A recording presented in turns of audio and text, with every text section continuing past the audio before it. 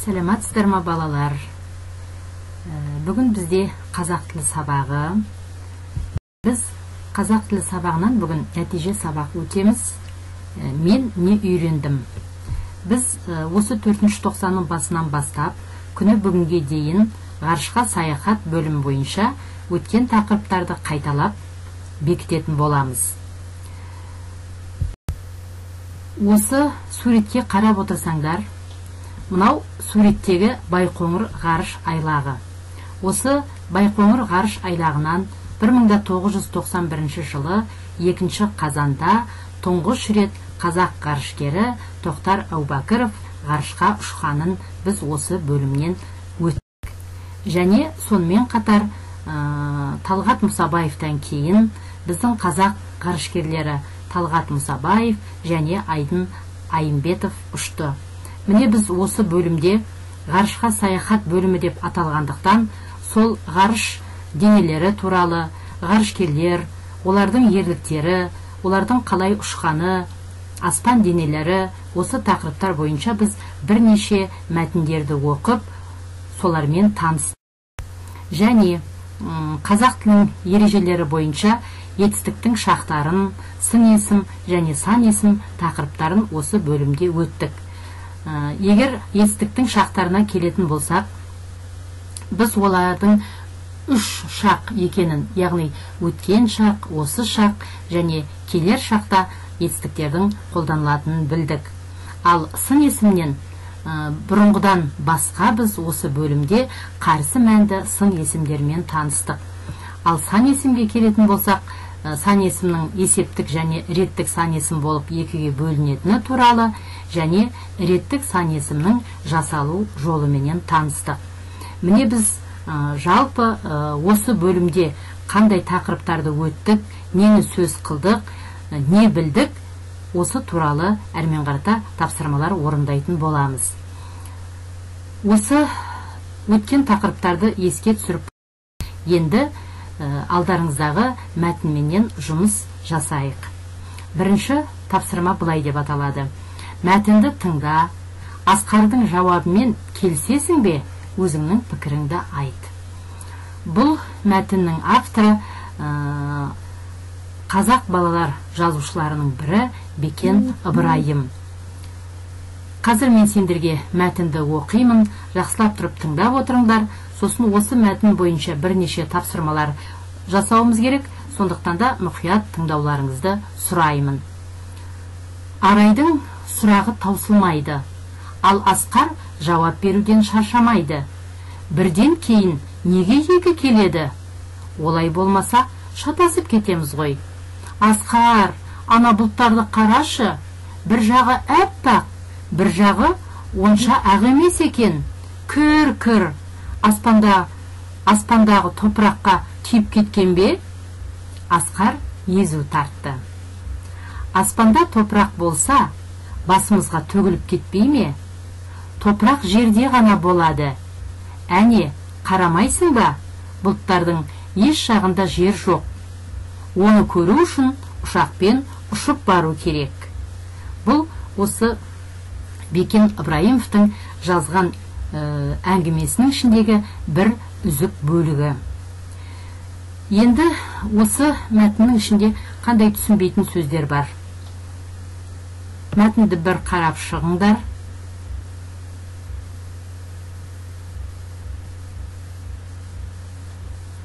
Езу тартты деген сөзді қалай түсінесіңдер?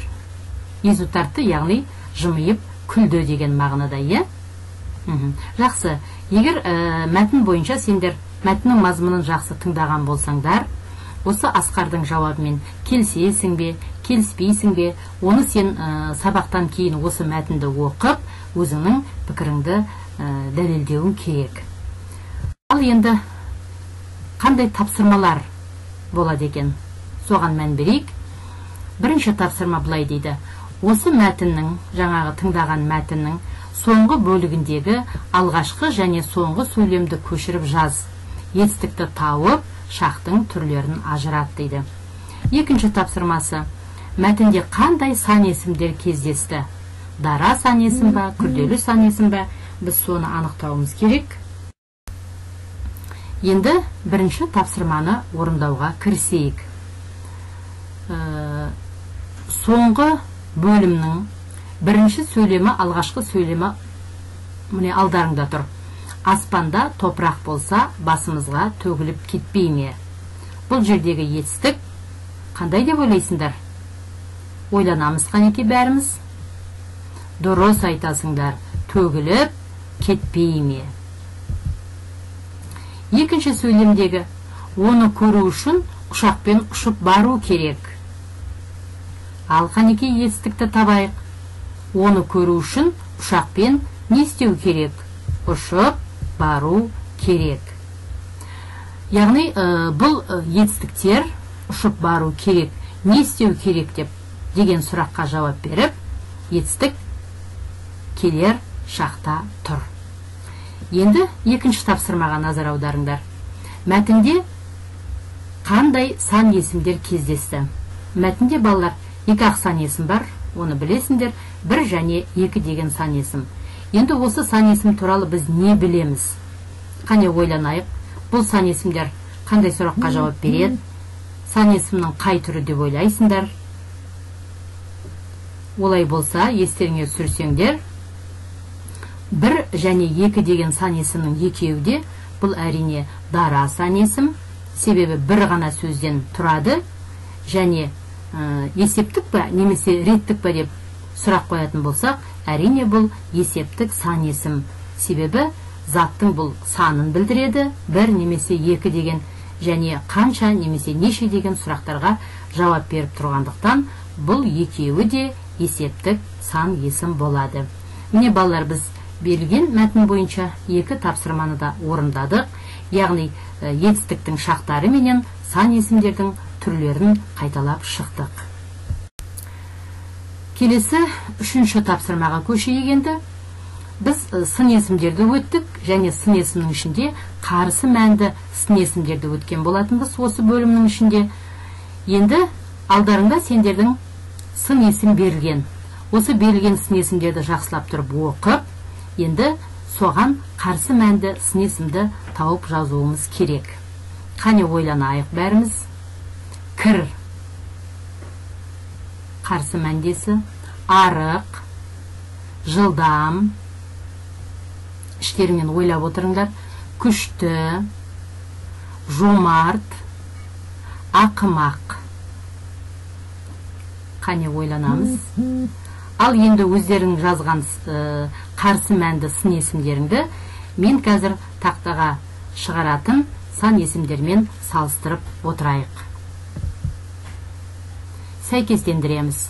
Кір қарсы мәндесі таза, арық қарсы мәндесі семіз, жылдам қарсы мәндесі баяу, күшті қарсы мәндесі әлсіз, жомарт қарсы мәнді сын есім сараң, және ақымақ қарсы мәнді сын есімі ақылды. Тамаша, өте жақсы жұмыс жасадыңдар. Яғни қарсы мәнді сын есім дегеніміз жұп сын есімдердің екеуінің мағынасы бір-біріне қарама қарсы. Жарайсыңдар. Сонымен біз етістіктің шақтары, сан есімнің түрлері және қарсы мәнді сын есімдерді еске түсіріп, сол бойынша тапсырмаларды орындадық. Өте тамаша, көп-көп рахмет. Енді келесі тапсырмаға көшейік. Сендердің алдарыңда талап деген мәтін тұр. Тапсырма осы талап деген мәтінді оқып, оның мазмұнына түсініп, кейін сосын жоспар құру.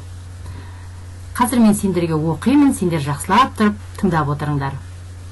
Кеше машинемен аулаға теңіздің ақ қиыршық құмы төгілді. Қатар-қатар үйілген төмпешік құм жоталанып жатыр. Балалар кешеден бері мәз-мейрам. Шымыр денелі, пысығы, кішкентай Нұрталап. Таудай құмның бауырында 2 ғарыш кемесі тұр. Біреуінде сұңқар, екіншісінде аққу деген жазу бар. Кемелердің бүйірлері күнге шағылысып, жарқ-жұрқ етеді. Нұрталап Қаматов, қайсың? деп сұрады арнаулы бақылау аппаратында отырған Задагүл. Мен, деді үстіне ғарышкер киімін киген өткір көзді қара бала. Дәрігер ғарышкердің жүрегін тыңдап, тынысын байқады. Сонан соң ауланың ортасындағы әткеншекке айналдырып сынады. Нұрталап сыннан бөгетсіз өтті. Жарайсың, деді Задагүл. Қандай қиыншылық болса да төтеп бере аласың. Нұрталап дәрігердің ақыл кеңесіне дән риза. Екі езуі екі құлағында, масаттанып тұр. Достарымен қоштасқан соң ғарыш кемесіне мінуге оңтайланып еді. Нұрталап деген дауыс естілді. Ол жалт бұрылып, ау, мен мұндамын, деді. Апасы балконнан қарап тұр екен. Мектепке баратын уақытың болып қалды. Үйге кір, жуын, тамақтан, бол, тезірек. Нұрталап шешесінің шақырғанына қынжылып, қабақ шытты. Мұны байқаған Задагүл. Жарайды, бүгін демал, ертең міндетті түрде ұшасың, деді. Нұрталаптың жүзінен қуаныш сәулесі жарқ ете қалды. Міне балалар, сендер мәтіннің толық мазмұнын тыңдадыңдар. Енді осы бойынша біз мәтінді 3 бөлікке бөлеміз, және сол бөліктер бойынша сендер оқып, мазмұнын жақсы ұғып, жоспар құруларың керек. Енді мәтінге жоспар құру үшін мен сендерге мынандай көмек ұсынғалы отырмын. Яғни, бірінші бөлімде не туралы айтылды? Бірінші бөлімде аулаға теңіздің ақ қиыршық тастарының әкелгені, балалардың қуанышы, 2 ғарыш кемесі, ол кемелердің аттары, Задагүл мен Нұрталаптың арасындағы диалог туралы айтылған. Осыны жақсылап тұрып оқып, не туралы екенін естеріңе түсіріп, жақсылап отырып, жоспардың бірінші бөліміне ат қоясыңдар. Екінші бөлімде дәрігердің ақыл кеңесіне Нұрталаптың риза болуы, оның қуанышы, және сол кезде кенет естіген қатты дауыс туралы айтылған. Бұл дауыс анасының үйге шақырған дауыс еді. Бұл анасы үйге шақырған дауысты естіген уақытында қабағын шытып, ренжіп қалды. Сол кезде Задагүлдің жарайды, бүгін демал, ертең міндетті түрде ұшасың деген сөзі. Міне осы туралы екінші бөлімде айтылған. Және үшінші бөлім, бұл соңғы бөлім, бұл бөлімде Нұрталаптың жүзіндегі қуаныш туралы айтылған. Міне сендерге үйге тапсырма былай болады. Осы мәтінді, талап деген мәтінді жақсылап тұрып оқисыңдар. Оны 3 бөлікке бөлесіңдер. Әр бөліктің мазмұнын жақсылап тұрып оқып, түсініп, меңгергеннен кейін сол бойынша мәтінге жоспар құрасыңдар. Міне үйдің тапсырмасын мен жаңа сендерге түсіндірдім. Яғни тағы да қайталаймын. Талап мәтінін оқып, мәтінге жоспар құрасыңдар. Сол жоспарды бөлек тапсырма қылып жібересіңдер. Және 117-ші сабаққа арналған тест бар. Сол тестті жасап, классрумнан жібересіңдер.